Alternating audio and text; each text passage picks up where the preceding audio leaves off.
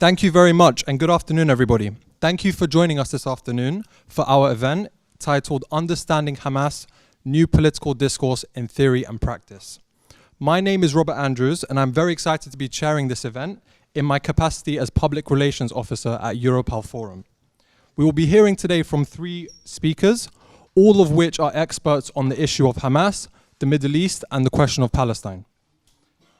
To my right, we have Dr. Atif Al-Sha'ir. Dr. Atif is a lecturer in Arabic Studies at the University of Westminster. Dr. Atif has written several research papers and monographs, including the books Poetry and Politics in the Modern Arab World and National Identity in Palestine, Representations of Power and Resistance in Gaza.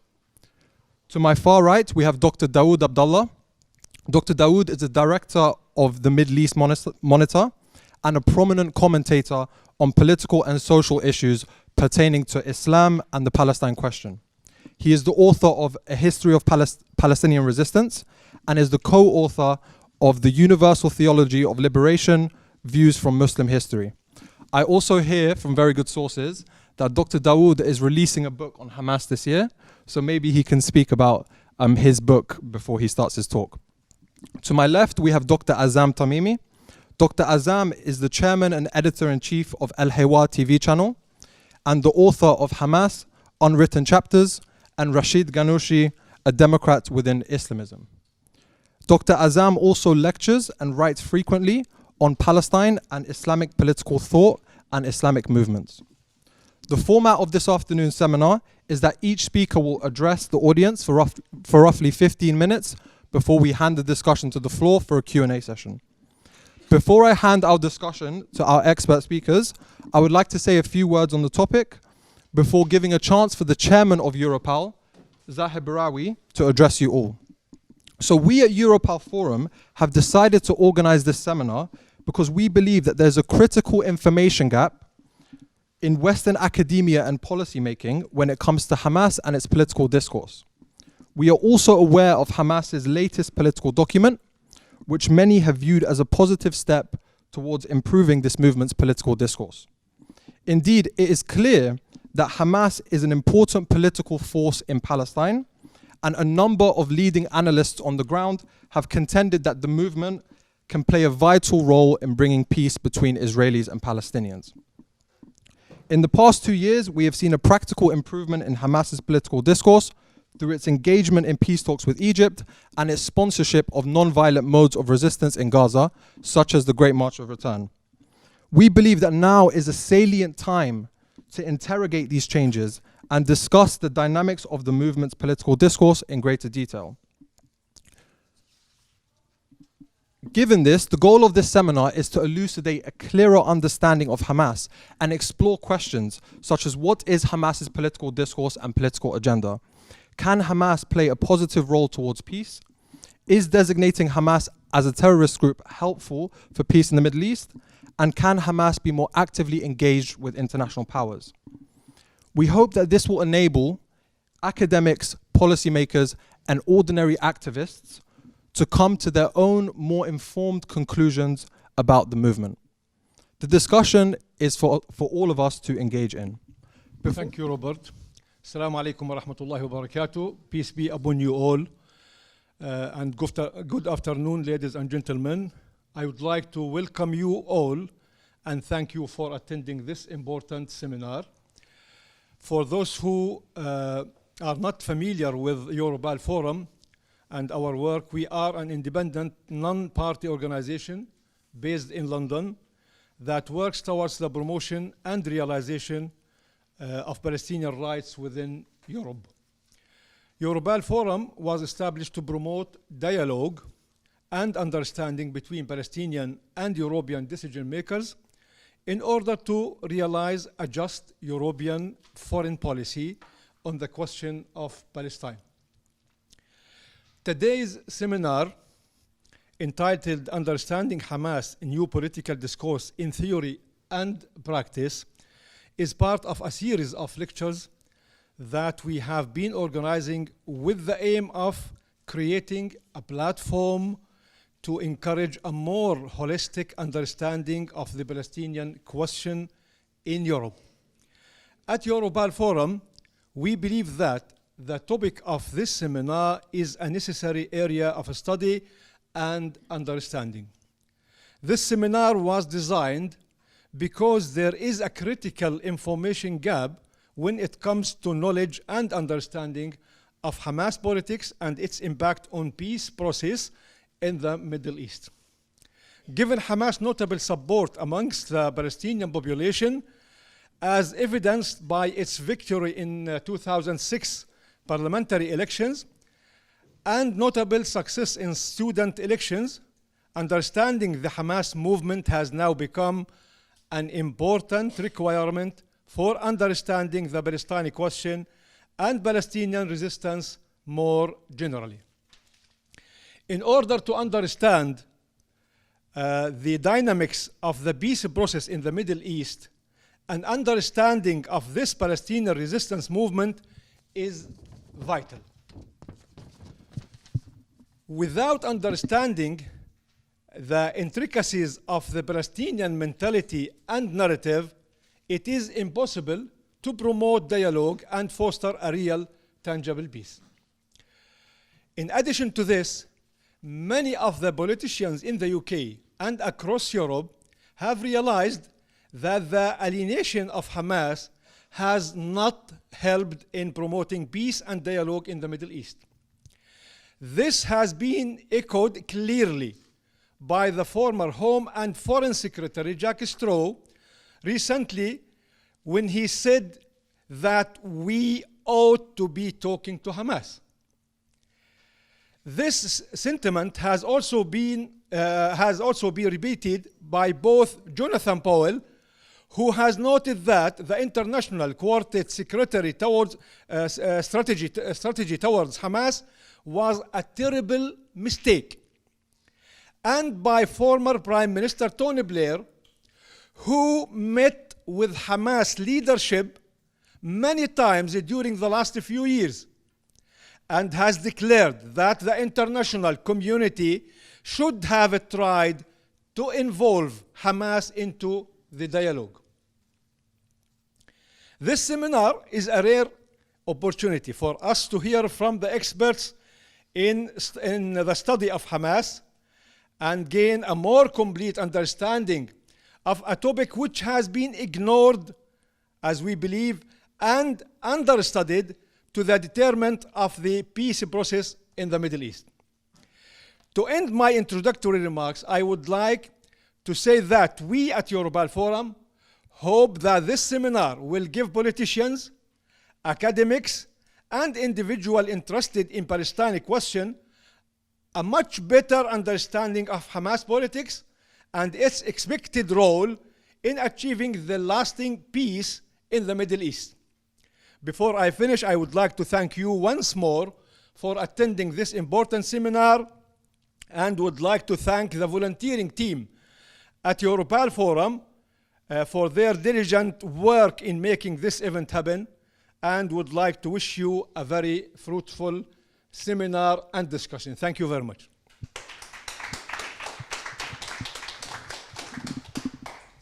Thank you very much, Zahir. I think we will start with Dr. Atif, who will speak about the effects of the new political document on the way Hamas operates today. Well, thank you so much for the invitation, Mr. Zahir, and thank you so much, Robert, and all those involved in the organization of this thank you very much, all those involved in the organization of the event, basically.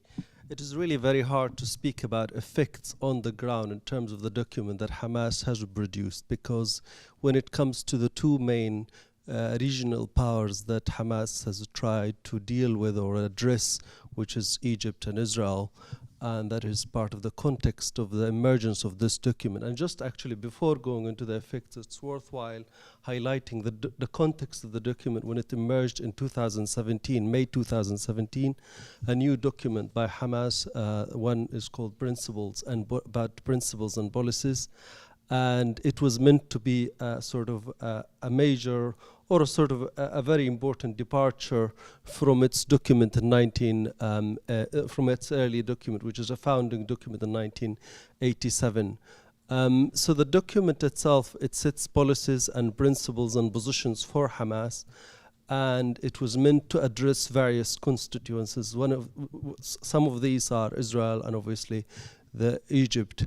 And in terms of these powers, if we talk about effects, there is hardly any effects, basically. They're very much dealing with Hamas as within the framework of the discourse of terrorism and security, and managing that. And Israel's attacks as we speak currently on Gaza is just the latest everyday almost kind of testament to the fact that they hardly has taken any notice of the document. And in fact, when it was first produced, Netanyahu just came gleefully in TV and kind of tore it apart in front of the camera. So there's hardly any notice of what Hamas produces. But in terms of the document itself, for Hamas itself, it is very, very significant. And it is a major sort of step, a major departure from the earlier official discourse that was used often against Hamas to tarnish it and to often accuse it of terrorism and kind of equate it with sort of international terrorism linked to extreme hardliners, Islamists like ISIS and Al-Qaeda and others. And that is the kind of line that is currently Israel maintains, and so is the Trump administration. But actually the document itself is a very mature political document. It consists of 42 paragraphs, written, very carefully written.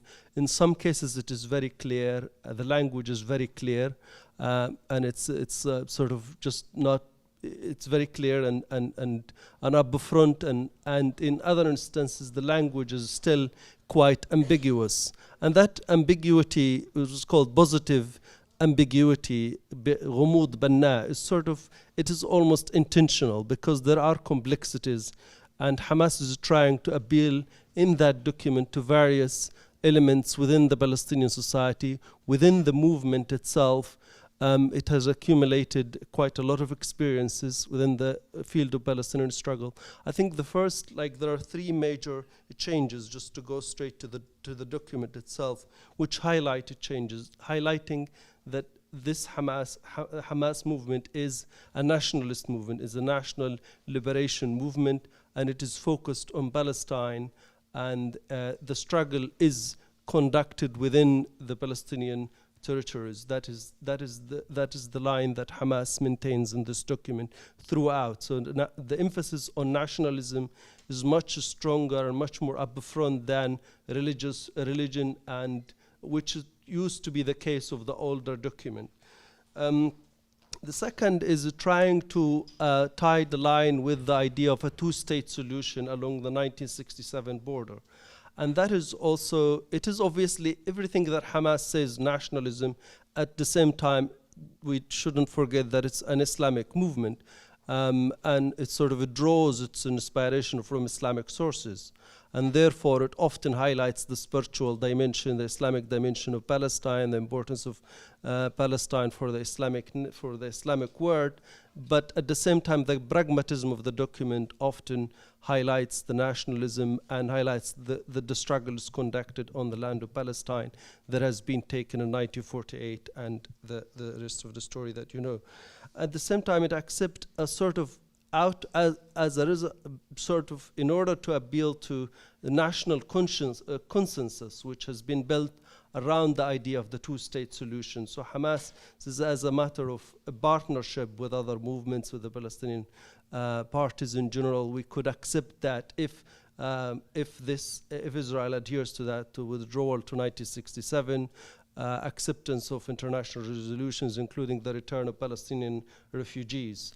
So that is another. Another thing is also implicitly Hamas accepts the outcome of Oslo mainly through the acceptance of the BA, the Palestinian Authority, but it obviously denounces Oslo. It doesn't accept Oslo as an agreement, but it sort of implicitly accepts that the BA, so long as it is not in constant security coordination with Israel. That is the issue that Hamas often raises, the security coordination with Israel that has resulted in the imprisonment of many Palestinians and so on and so forth.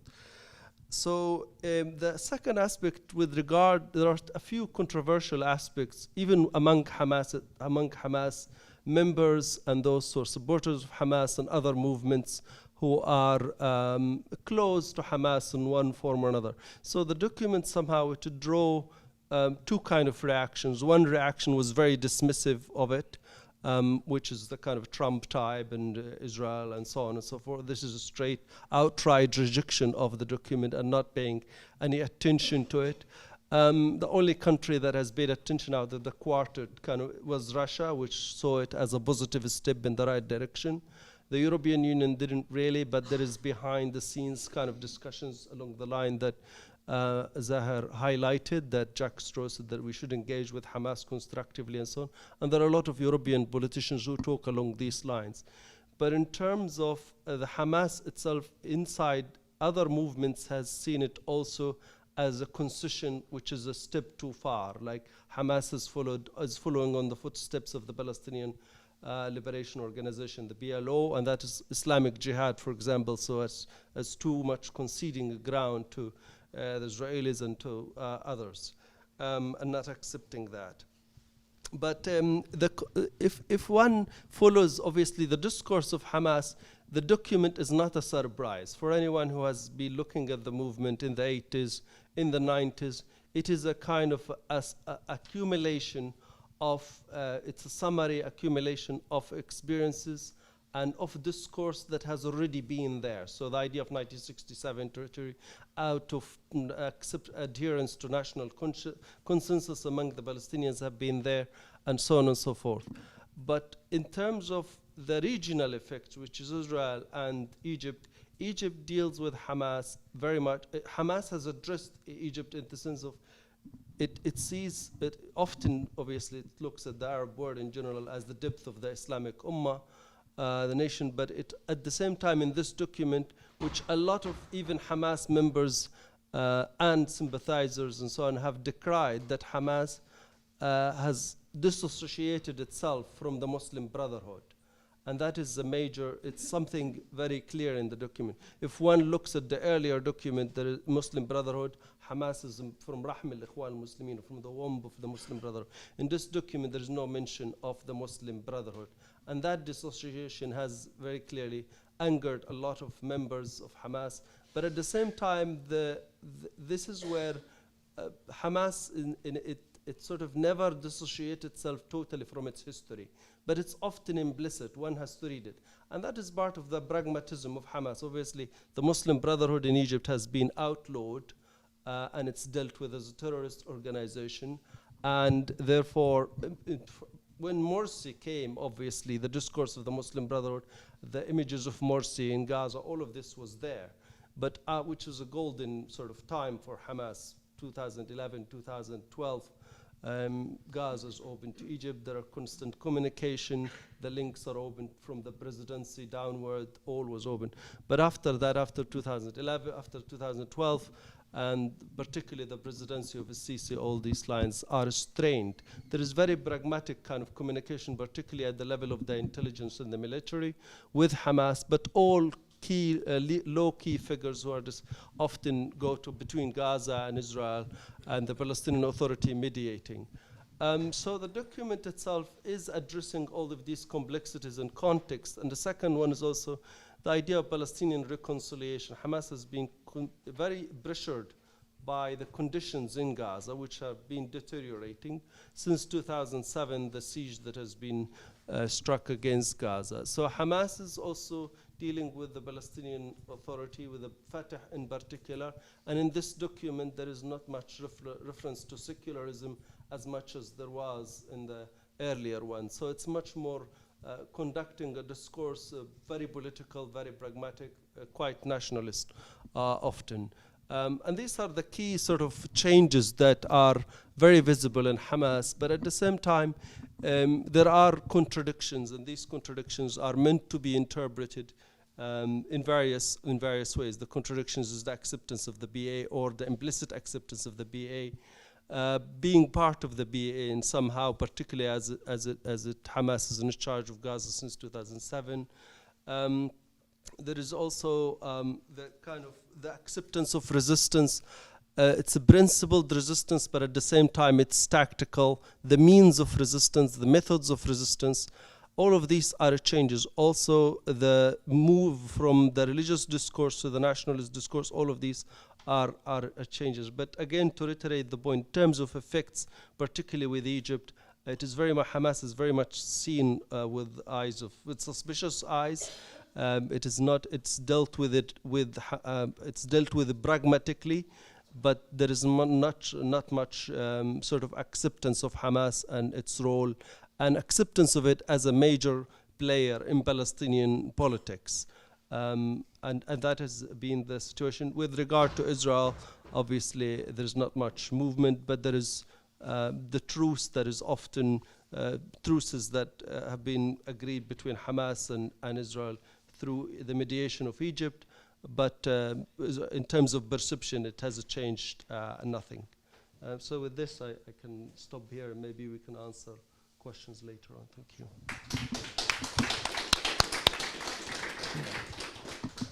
Thank you very much, Dr. Atif. I thought that was a very comprehensive look at Hamas's new political discourse, including how and why Hamas have adopted changes in its doctrine.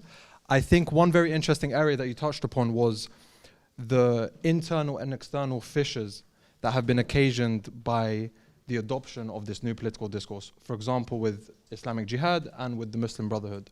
So maybe that's something you can touch upon in the Q&A session. We are now going to turn to Dr. Dawood Abdullah. He will be focusing on Hamas and democracy, and will look at Hamas's perspective on the elections and the prospect of reconciliation between Hamas and other Palestinian parties. Thank you. Thank you very much, Jay. Thank you to the organizers for this invitation. When we look at the literature and discourse of Islamic resistance movement, Hamas, we find a consistent theme of that articulates the need for pluralism, inclusion, and participation of all political parties, respect for political parties regardless of ideology, and the expression of non-acceptance of certain practices such as political assassinations. These are features of the discourse that comes to the fore throughout the literature. It appears, it's very apparent. I want to say a few words about the 2006 election. Well, of course, there was a 1996 elections. Let me say something about this. The 1996 elections, the PLO was just, finding its feet. And 3 years after the Accords, now they were going to have elections, legislative elections across the territories. Should Hamas participate? There was an internal debate. But in the end, it was felt that participation at that time was not the best thing to do. Why? Because it was subject to interference and manipulation by the Israelis. And the scope for resistance would have been severely curtailed once they got involved in that process. So instead of participating in the 1996 elections, they decided that because of the influence of the Oslo agenda and the inability to shape or direct its course, that they would stay away from it. Now, throughout the period 1996 to 2004, the movement was subjected to if we may say, a unprecedented period of persecution. That emerged out of the Al-Aqsa Intifada, which started in 2000. And as you know, several of the historic leaders were killed during that Al-Aqsa Intifada. Those from the West Bank, Jamal Mansour, Jamal Salim, Ismail Abu Shinab, and so on, right up until we got to Sheikh Ahmad Yassin. Most of them, all of them were assassinated during that period. Even within the territories itself, you know, the PLO had, you know, did not leave the issue of persecution to the Israelis only. They played the role. You know, and this is what the Oslo Agreement was essentially a security arrangement. The PA was going to replace the Israeli occupier and keep the peace and keep security and stability in the territories. And so the Hamas, which had emerged as a popular force, after 1991, they had to be checked. So many of the leaders, from the top to the first, what we call the first tier of leaders, were imprisoned. Now, did they retaliate in any way? They have not. From 1996 right up until 2004, despite this period of persecution, of assassination, and so on, there was no retaliation from Hamas. No assassination of any of Fatah's leadership, etc.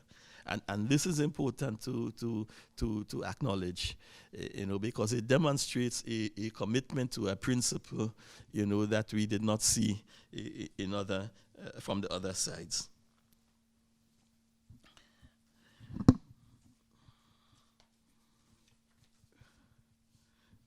Now, if we go back, let's come up to the 2006 elections now.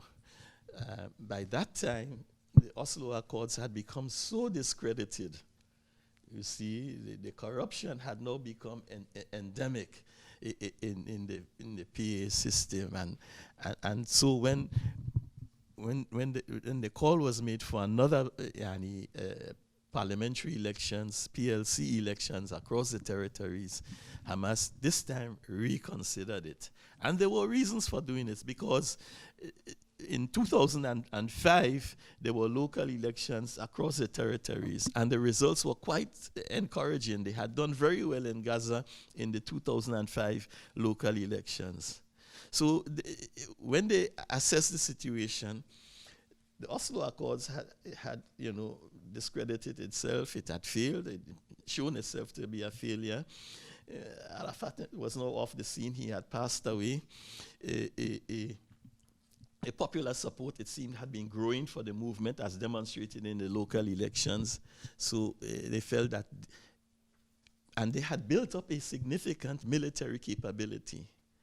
In order to protect that military capability, which they built up during the Aqsa Intifada, they felt it was better to get involved in the political process, become part of the system, and protect its military capability from within, rather than expose it to attacks and undermining it by staying out.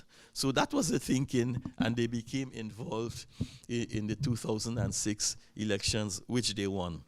Now, between Fatah and Hamas, they cornered about 90% of the votes, and that demonstrated, that these were really the two major forces, and it underscores why Hamas was reluctant and remains reluctant to become involved in the PLO, because although it's supposed to be an umbrella body of so many different organizations, on the ground, it's really two organizations. Many of the others who are represented on the PLO, it's just one man who represents an organization. But when we look at what happened in 2016 elections, it was really two political forces, that cornered the votes. So I want to leave that for a while and then look at, in the remaining couple of minutes, to say a few words about its relationships with the other political actors. I mentioned the Damascus 10, the resistance or rejection factions from Damascus. That relationship continued. They are essentialists essentially leftist organizations, socialist, orientist, Marxist, etc. And they've maintained that relationship since. Significantly, both the Popular Front and the Democratic Front did not participate in the 1996 elections, and that was part of the coordination with Hamas. So they maintained an element of coordination still. However, they have been critical of Hamas after the 2007 events in Gaza when Hamas took over the running of the territory. The other political forces in Palestine, we have the Islamic Jihad, which came out of the Muslim Brotherhood and maintains a good relationship with Hamas, particularly on issues of resistance to the occupation. They have, however, eschewed any involvement in political activity like elections in the territories. We have also the Hizb ut-Tahrir, for example, a minor Islamic group, critical of Hamas, and no significant relationship with them. Then we have the Salafist groups in Gaza who have from time to time been critical of Hamas because of its involvement in politics, and we know there were confrontations. If you remember the British journalist who was kidnapped, Alan Johnson, by one of those Salafist groups. So relations with these, very extreme Salafist groups have not been good, have led to, confrontations. But with Islamic Jihad in particular, it has been a cordial or working relationship, if we may say, over the years. Now, what is the scenario for going forward? Will they participate? I think both Fatah and Hamas will continue to say we want elections. Whether they really mean that they want elections is questionable. Mahmoud Abbas and those around them know that it's a high risk to call on elections which they will not win. And the Americans who also, because they miscalculated in 2006, they did not expect that results, and so they went for the elections. When it didn't work out in their favor, that's why they tried to subvert the government in Gaza in 2007. So they would be very calculating whether they would actually have another elections across the territories. In terms of the two parties, they will say it, that they need elections, or they welcome elections. There are immense difficulties, particularly with regard to Gaza, because Abbas has his conditions, i.e. the disarmament of Hamas going forward, whatever the results may be. And so I think what we have to conclude by, and acknowledge in our conclusion is that the gap between the Fatah, the PLO, and Hamas is really a gap created by the methodology of both parties. One party, strategically insists that it has the right to resist the occupation and will continue to resist by, military means if necessary. The other party has determined and taken the course of negotiations. And these two, approaches contradict themselves, and both parties have not been able to find a formula to allow these two contradictory approaches to work together, and this I believe will remain a stumbling block in terms of collaboration between the two going forward. Thank you.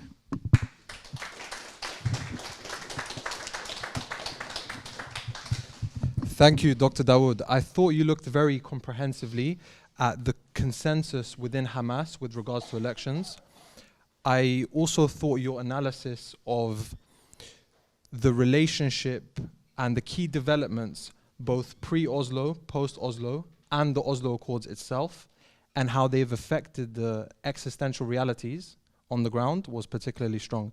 And I look forward to hearing more about that relationship and the prospects for change moving forwards in the Q&A discussion. We will now turn to Dr. Azam Tamimi. Dr. Azam will look at how the change in the international balance of power has occasioned new strategic ground for Hamas, and will also look at the future of peace in the Middle East. Thank you. Thank you very much. Bismillah ar-Rahman ar-Rahim. Alhamdulillah, salatu wassalamu ala Rasulillah. Hamas is in the most difficult of moments at the moment. Naturally, because of the changes that happened in the region in particular, more than at the global level. Let me take you back to the origin of the movement, and then we will come to talk about how the recent transformations impact on Hamas thinking, Hamas strategy, even Hamas document, which was, in my opinion, a failed attempt to please too many parties at the same time. And that's why it hasn't really worked at all.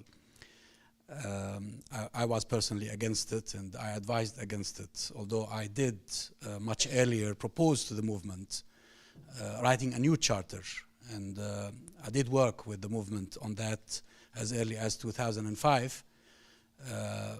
And although there are a few improvements in the new document, but I think the contradictions inherent within it make it really null and void, in my opinion.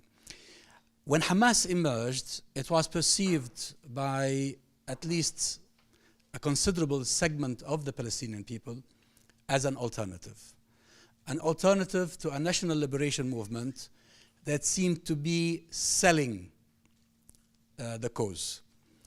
1987 was the time when the PLO had already been engaged in contacts, clandestinely at times, with various Western powers, even with the Israelis, in order to reach some sort of settlement. And this goes back even to the 70s, when in 1974, the PLO, or Fatah, the Fatah movement, came up with the 10-point document that paved the way for accepting a Palestinian state on any Palestinian territory.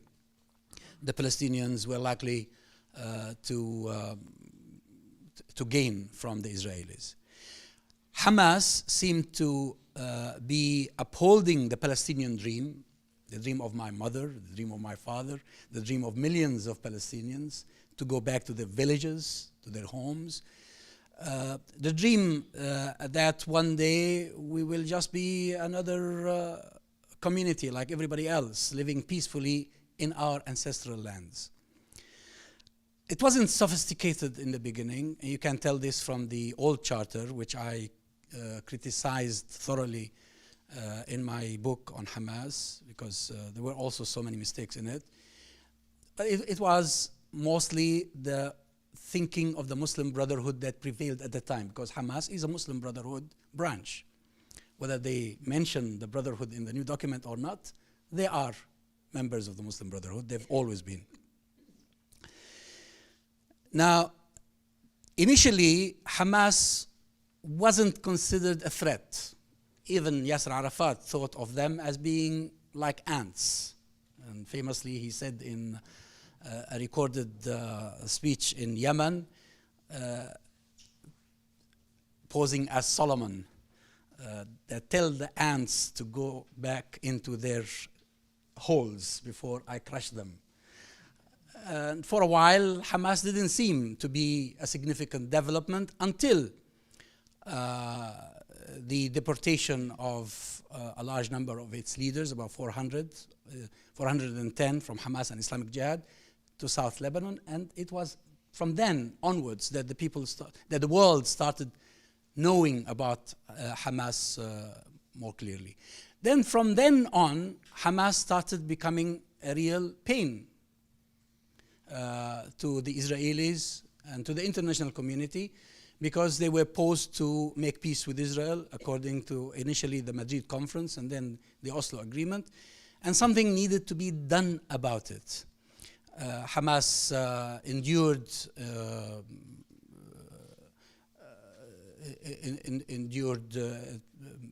assassinations, imprisonment, deportation, and remained steadfast.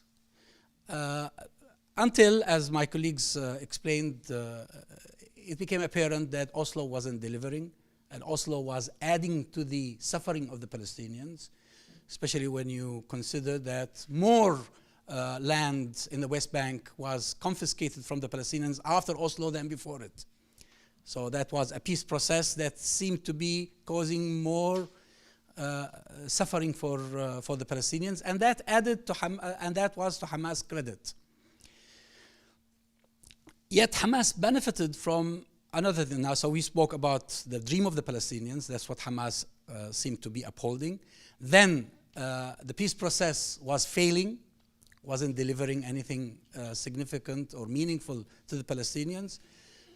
But third, Hamas benefited from rivalries in the Middle East. And that's why it found strong backers. Until the beginning of the Arab Spring in late 2010, early 2011, analysts generally spoke of the axes in the region as being principally two. One called the axis of resistance, including Iran, Syria, and some of the Palestinian factions, to a lesser extent some of the more proximal and distant Arab countries, in the face of the so-called the moderation axis, which was led by Mubarak's Egypt at the time, Saudi Arabia, the United Arab Emirates, Bahrain, Jordan, who didn't like this business of resistance against Israel and would have preferred a different course, and who were considered generally to be American allies in the region. Because Hamas had backers in Syria and in Iran, it flourished. So it flourished for three reasons. Again, I would remind you, the Palestinian Dream, the occupation, the continuation of occupation, and thirdly, the rivalries in the Middle East. There is no doubt about it. I mean, Iran did sponsor especially after the 2006 elections and the division that happened as a result of the conflict in the summer of 2007, Iran for several years sponsored the government in Gaza. Syria provided all sorts of facilities, camps, training, manufacturing, as well as logistics, etc. But all of this suddenly came to an end with the Arab Spring. The Arab Spring wasn't bad news for Hamas. It was very good news because it seemed initially to deliver to power the Muslim Brotherhood everywhere, whether in Tunisia or in Egypt.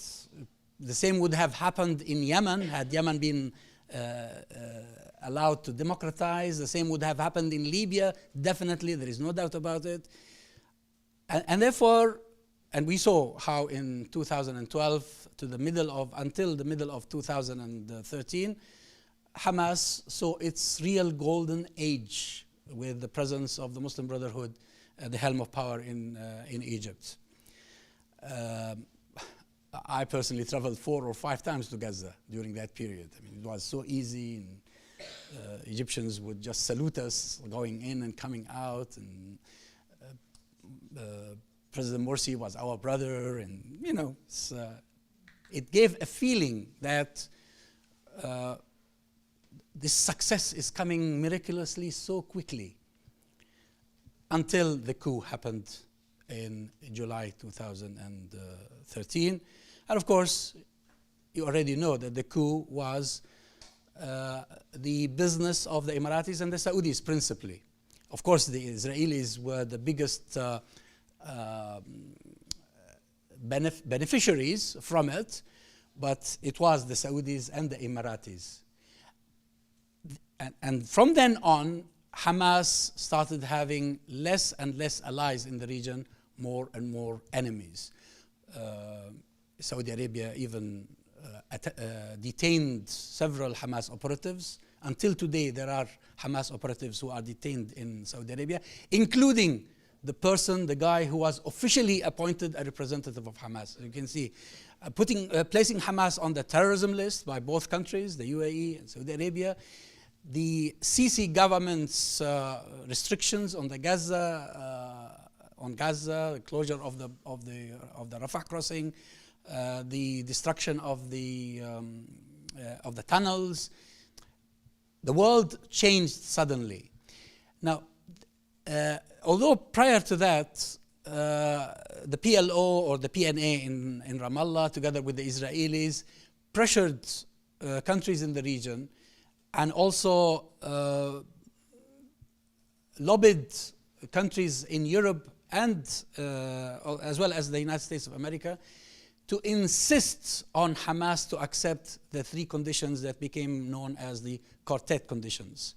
The conditions that were actually initially designed by Olmert, who was then Israeli Prime Minister, and who gave them to the Americans. The Americans adopted them, the quartet that was led by Tony Blair, no less, who then became a friend of Khalid Mashal, but to no use really, he's a useless friend. He'd just go there to Doha and they'd have mint tea and dinner, whatever, and Tony Blair tries to get something out of the movement for his own personal ambitions, but really nothing came out of it. And I personally was against that relationship in the beginning because I never liked Tony Blair, who led us to a war that until today, I mean, people are suffering because of that war, the war on Iraq, a war criminal. I mean, Hamas should not have ever shaken hand with a war criminal like Tony Blair. You see, that change of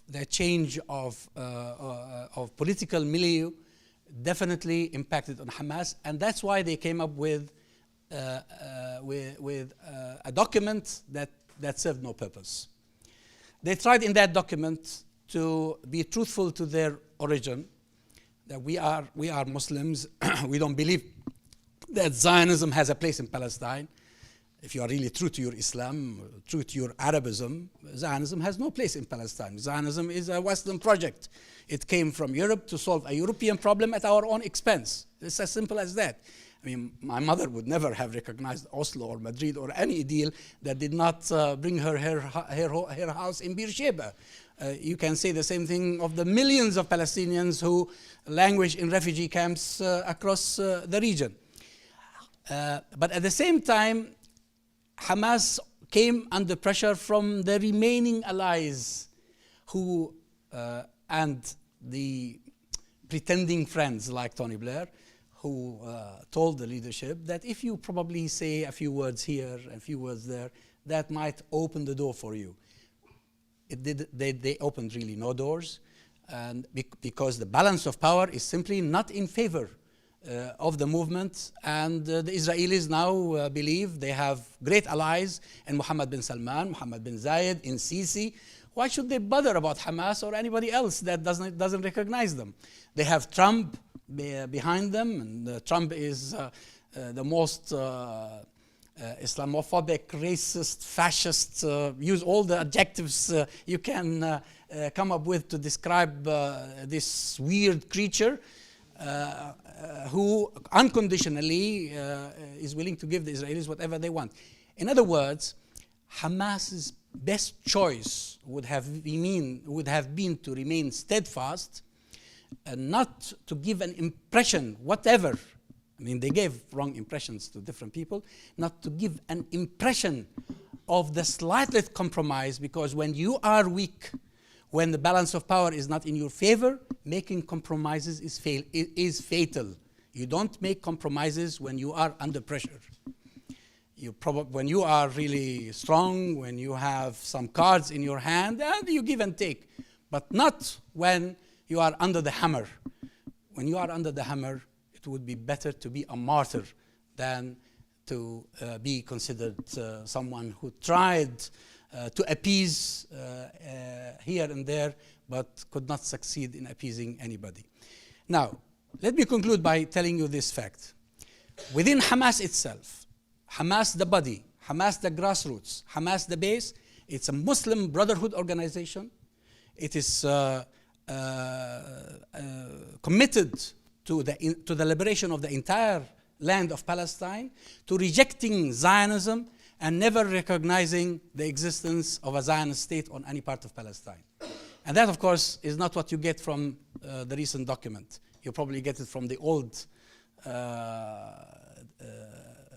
charter, which regrettably was written in a language that is anti-Semitic. This was my main critique of it. Now, the leadership of Hamas is under enormous pressure from the Egyptians, from the world community, from other places, because the movement grew into a huge institution that has to take into consideration the welfare of that institution and the various constituents of that institution. And I think that makes them liable to compromises. But none of these compromises have worked so far. My guess, or my bet, is that things would only improve for Hamas when we see the next round of Arab revolutions. And it's coming. We had the first round of Arab revolutions, late 2010, early 2011.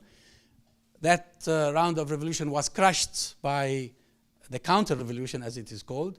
There will be a second round, probably a third round. Now we already see signs of this in Algeria and in Sudan. We see some dynamic in Egypt as well, despite all the difficulties. Hamas' project of the liberation of Palestine cannot be separated from the project of liberating the Arab peoples. When the Arab peoples are free from despotism and from colonialism, whether it is direct or indirect, Palestine will never be free until the Arabs are free, until the Arabs are liberated. Thank you very much.